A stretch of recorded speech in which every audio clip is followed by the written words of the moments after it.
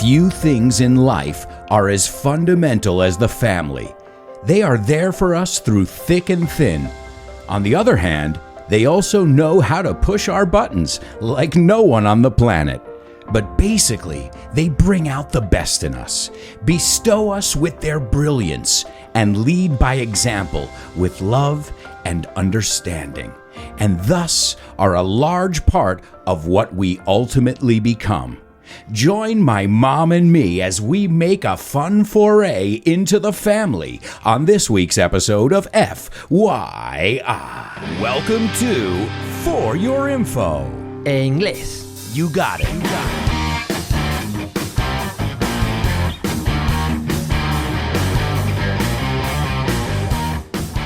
Hello, and welcome to this, a very exciting episode of FYI. And you know what? I know I say that in every episode, but I'm the kind of person who gets excited about everything. If you haven't noticed that, I am very eager. You know what, though? I think about that. I would prefer to be that person who gets excited about everything than that person who just sits around who is never impressed.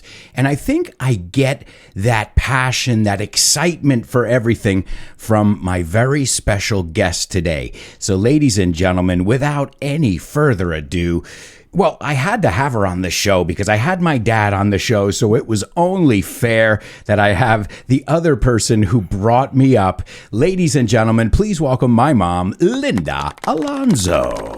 Hello, everyone. Great to be here.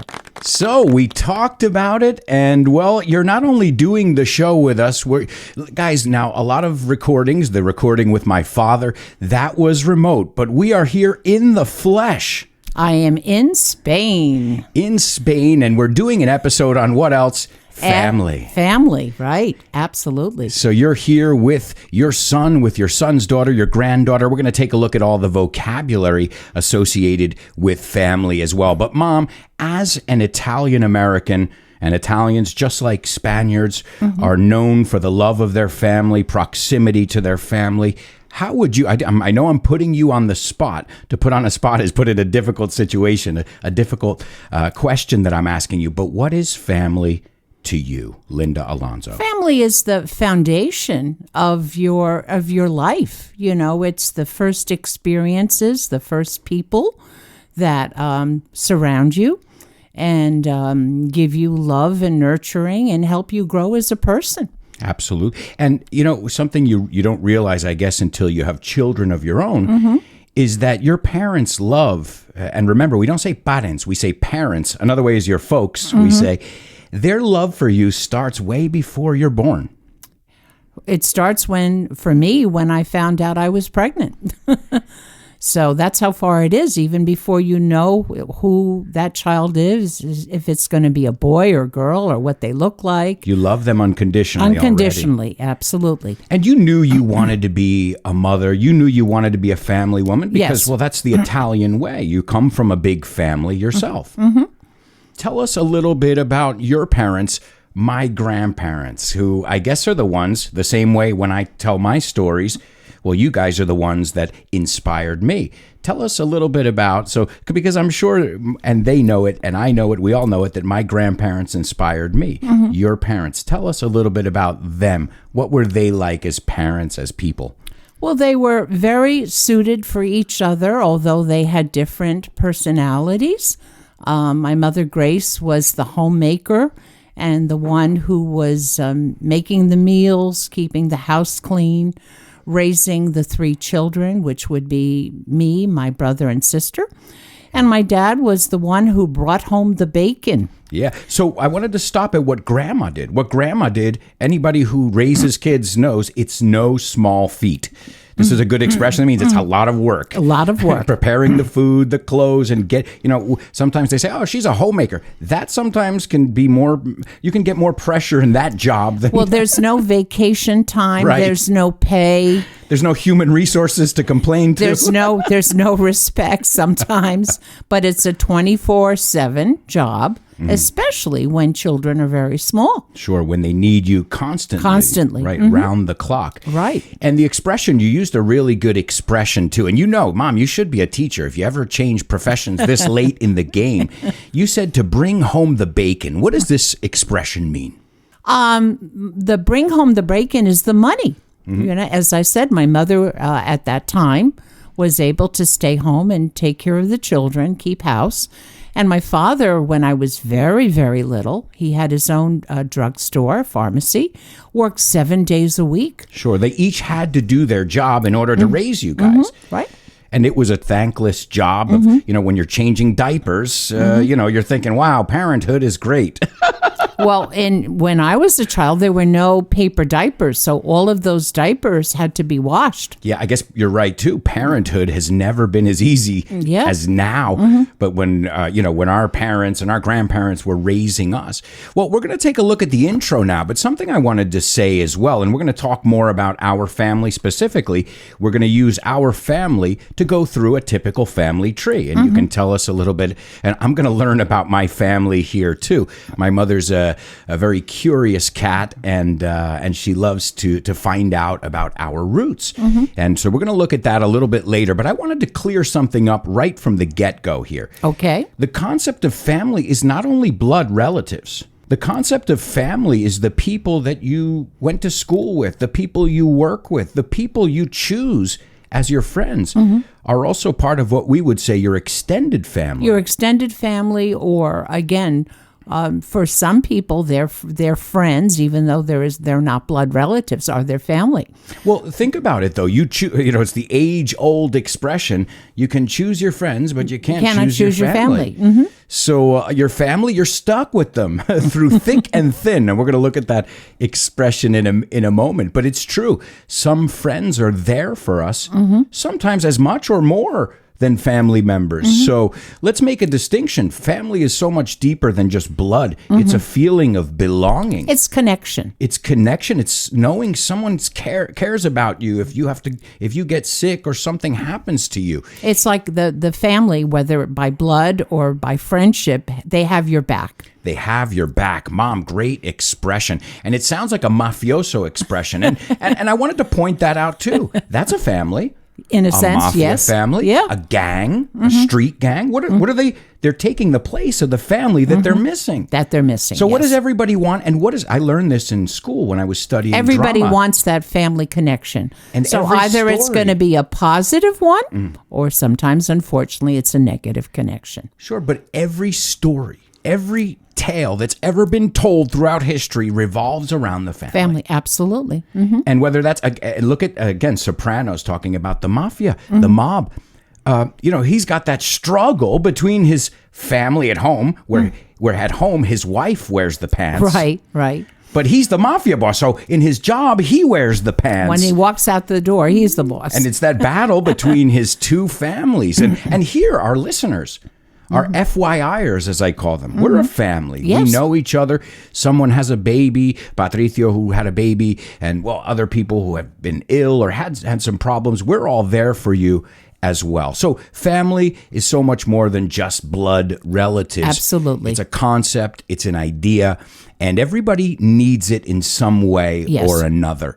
I know you with your church. You're very religious as well. I have my church family as well. I have my work family, right? And my friends who are part of my friend family. Absolutely. I called family bubble wrap.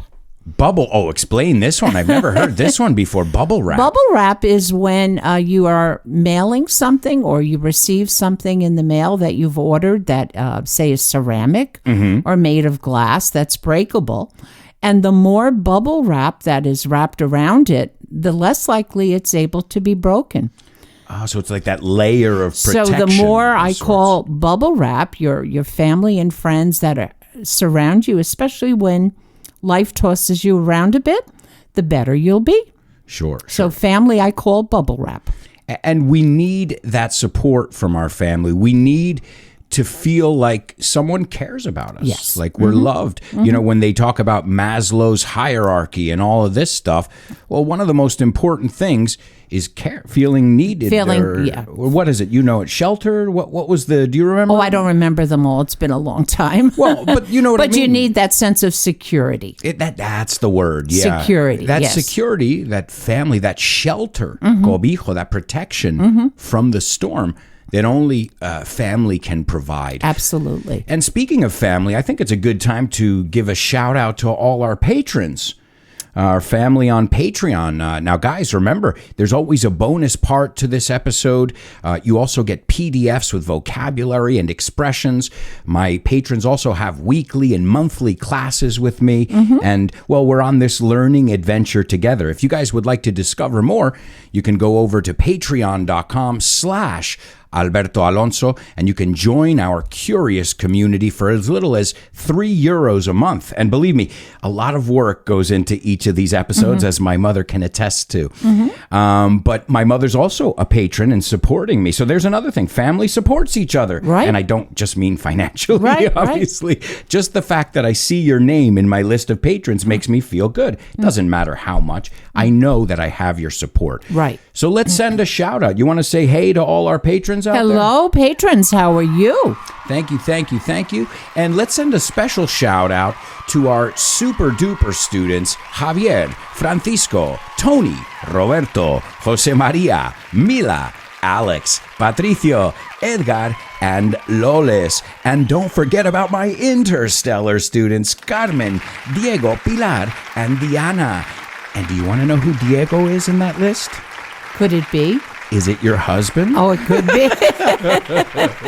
Could it be? That Diego is a Diego that you know very yes. well. So there's my parents supporting me. See, we weren't just saying it. You can see it. So guys, remember, if you want to join the party/English class where we tackle a different topic every week, just remember, it's as easy as going to patreon.com/Alberto Alonso, and you'll have access to over 50 episodes of bonus audio, PDFs. So remember, if you join now, you're going to have all the other content that came before on your level. If you have any questions, let me know. Also, my mom knows how it works as well because she's a patron. So let's take a look at the intro because, well, Mom, why don't you tell them, how do I write the intro? How does this work? You saw me finding adjectives and Well, you're synonyms. finding words and adjectives that describe the purpose of the lesson and the words that go together and putting them together until they sound right.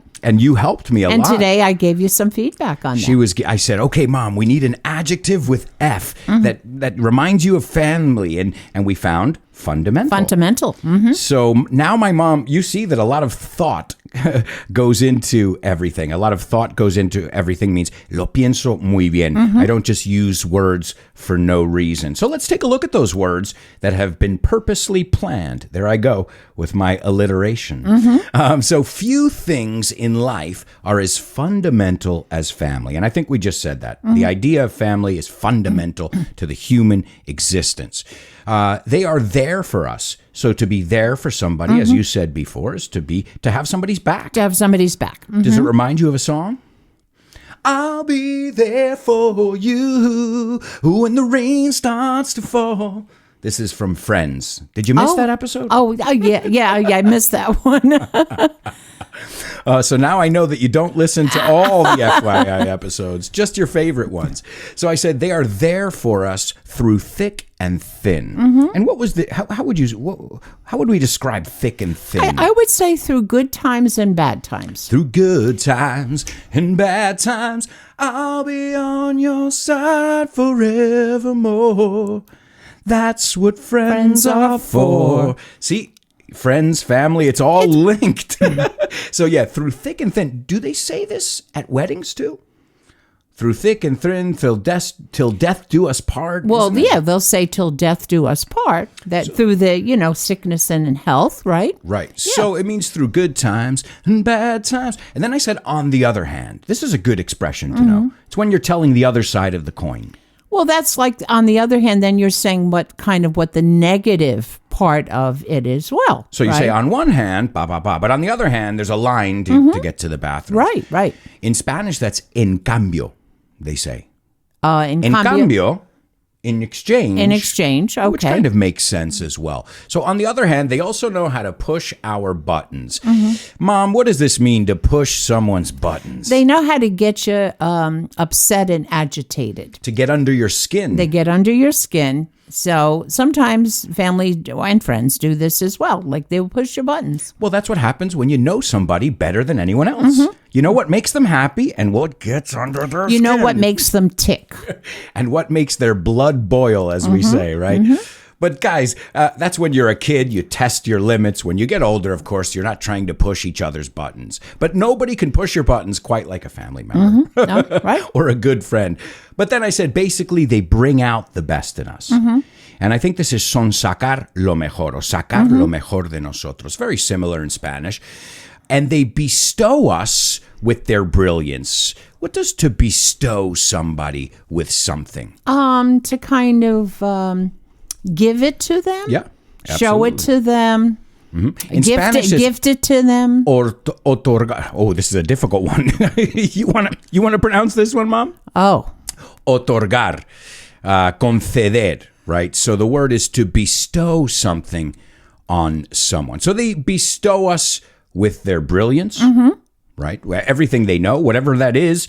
Every parent is trying to teach their child and what they know. they're passing on what they've learned from their parents. From their experience and from their upbringing. Yes. And then this is, I think, such an important one for parents out there. An important one for parents is leading by example. Yes.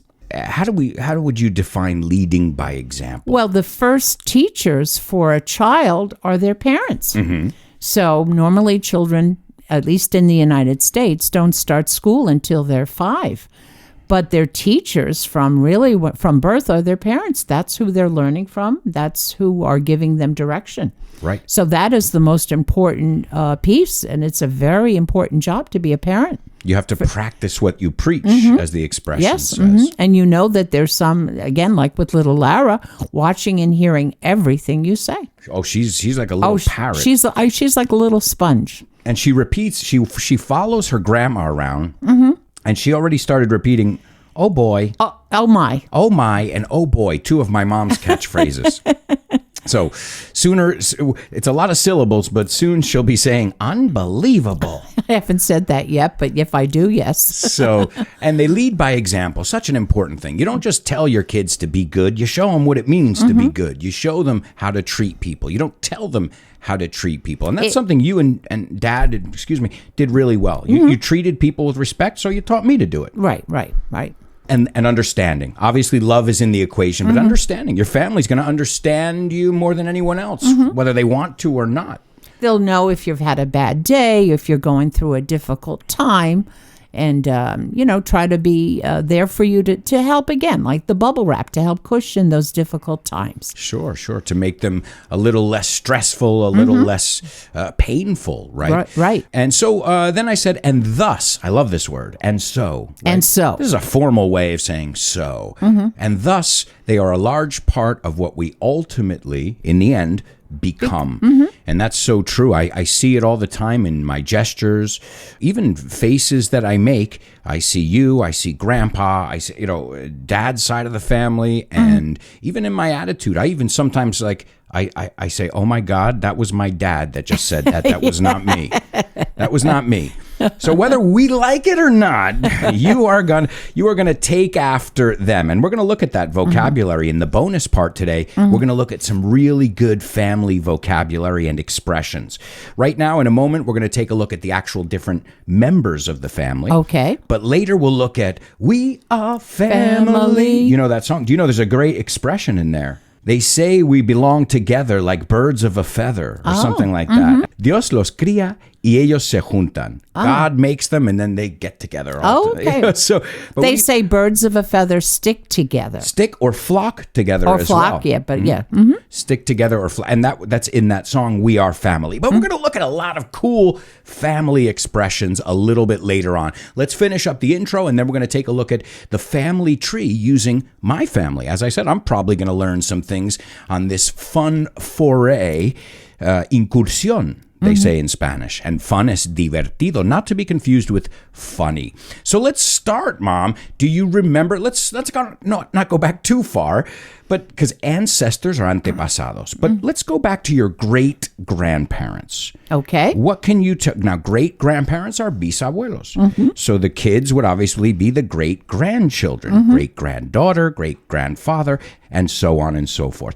What can you tell me about my great-great-grandparents, your great-grandparents? Well, I knew one set of them because they had immigrated from Italy to the United States. They were my, paternal great-grandparents. So they were the parents of my grandmother. And my great-grandfather, Vincenzo Bosco was his name. Vincenzo Bosco. Vincenzo Bosco came to the United States many years before his family came. He came and worked, and then, as it was custom then, sent the money back to Italy for his wife and children. And did this for a number of years. I believe he made trips back and forth until finally, I'm not sure of the year, but probably the early 1920s, said, okay, now I'm ready to bring my family here. So he brought over his wife and his 4 daughters and his mother-in-law, which was my great-great-grandmother. She died before I was born.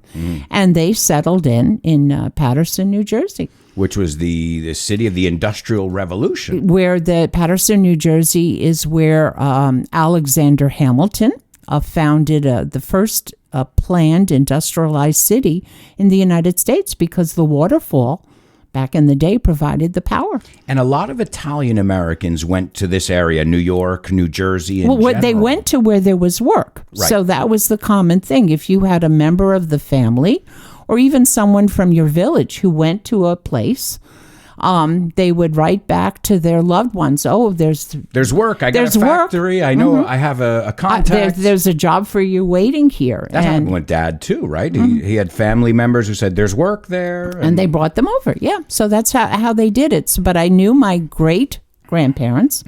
They lived in a 2-family house with my grandparents. So I remember going to visit my grandparents, and on the second floor were my great-grandparents. So you had your whole family under the same roof, which it's harder to do that these days. But in the Italian, I remember reading about the history of New York, and when people settled in, like one building, it wasn't that only Italians lived on this street. It's the people from Calabria lived in this building. And the people from this town lived in this building. They all they wanted to stay together. They wanted to move those villages over to New York City. And that's basically what happened, yes. And even with the immigrants from the same towns and villages, again, they kind of went to the same place because, as I said, one would come here, there's work. And then that person would tell his cousin or brother or sister, come, there's work. And that's what built America, really. And that's one of the beautiful things. I believe that I was born in the United States, but in my home, you smelt Italian food. Oh, yeah. You heard Spanish. So I feel like being American, it's congruent with being anything else. And we welcome, that's one of the, I don't know now, but I know our family had a bakery there where people welcomed their Sicilian recipes for bread. I always, when this immigration debate comes up, I say, well, if you don't like immigration, I wouldn't be here. Firstly. Now, I do agree, like everything, there should be some kind of, you don't just walk into a hospital and say, here I am, take care of me. Well, no, as I said, my great-grandfather had to bring, send the Sure. paperwork. No, it's to not an bring easy his process. family, and they came through Ellis Island, on the boat and we're long going passage. I want to hold that thought. Okay. As we say, pin it is como guárdalo para luego. Because Okay. we're going to talk about Ellis Island, the gateway to the United States. The United States. I'm making up the country. United States. to the United States. There's 50, Alberto, not one. Well, hey, my dad says the United States. I'm like, okay, Dad, there's a couple more. So we'll talk about Ellis Island, the gateway to the United States. But I've always been fascinated by the immigration experience in the United States because it's the story of my family. It's the story of my friend's family. Everyone, basically, unless you're Native American. Everybody else came after. And I think it's beautiful that when I look at a school in New Jersey or New York, and I think my great-grandfather built that. Yeah. Mm-hmm. That is beautiful. Yeah. And that is the legacy of the family in the United States, wherever they came from. So I feel very proud of my Napolitan and my Sicilian roots. Obviously, I'm more connected to my Spanish roots Right. because, well, my more first generation, too. My father's first generation Spanish. And it was really for you, your great-grandparents that were born in Italy. Sure. My grandparents, you're great. So you're much more closer to your Spanish heritage. But Grandpa didn't speak English when he started going to school. Is that true? No, he lived in an Italian section at that time of Patterson. Both parents spoke the Napolitan dialect of Italian, and that was his first language. So he learned, his name was Alberto as well. He learned English when he was 5 and went to school. And there's another family word, to be named after someone. And you know what? My grandparents, let's do this. Let's dedicate this show to them.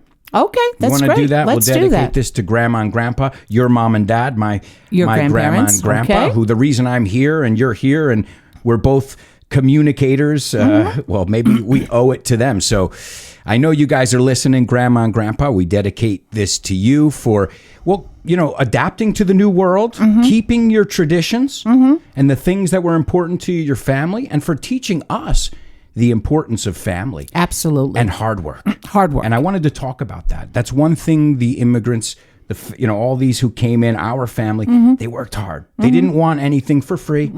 They came there because they knew that it was better than the options they had back in Italy. My grandmother said that the day after she arrived, again, her and her sisters and her mother and grandmother, the next day her father had a job for all the girls in the factory.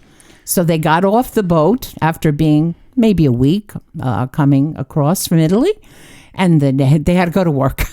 Oh, man. Yeah. Well, hey, as they say, the streets are paved with gold. Now, it's debatable whether that American dream exists today, but our family, my father, your parents, are the proof that there is this dream that at least at one time was there. And again, your grandparents were born in the United States. So it was your great-grandparents, my grandparents, who actually came from Italy. But they were immigrants, too, at the same time. They were children of immigrants. Oh, they were children of immigrants. Yeah, they were children They weren't of the seen the same as, they had to fight for a place just like African Americans or other people now. And the way I understood it, by what I know, is whoever came last was the bottom of the totem pole. So if it was the Italians were the scum, then the Irish came like, no, you guys are the lowest. And until everybody just started marrying each other. And, and blending in. And my grandparents, the same thing, grandparents, grandchildren, granddaughter, grandfather, mother and father, which we say parents or folks. We've got son and daughter. We've got aunts and uncles, too. Cousins. Nieces, and nephews. I also wanted to talk about, extended family, because people remarry, people get divorced. And there's also such a thing as half-brothers or step-brothers, which aren't the same thing, if I'm not mistaken. Half-brothers would have either the mother or father in common. Step-brothers have no genetic connection. There you go. So stepbrothers, two different parents. There's no genetic, but a half would be either from the mother or father's side. But I think in the end, if somebody's in your family, you welcome them. Oh, yeah, it doesn't. There's no distinction. You don't delineate. But if you had to do it maybe for some kind of, document or official thing. But, well, Linda, I call my mom Linda, because we're working right now. We're in the professional atmosphere over here. I want to say something. I knew you were going to do a great job, Thank you. but you knocked it out of the park. And I don't play baseball. Well, but And there's no crying in baseball. there's no crying in baseball. My mom's dropping baseball. Mom, wrong episode. We're looking at the family. But in the bonus part of today's show, we're going to take a look at some really cool idiomatic expressions that have to do with the family. We're also going to take a look at Ellis Island, where my family came in. That's where they came through. We'll share some other funny family stories as well.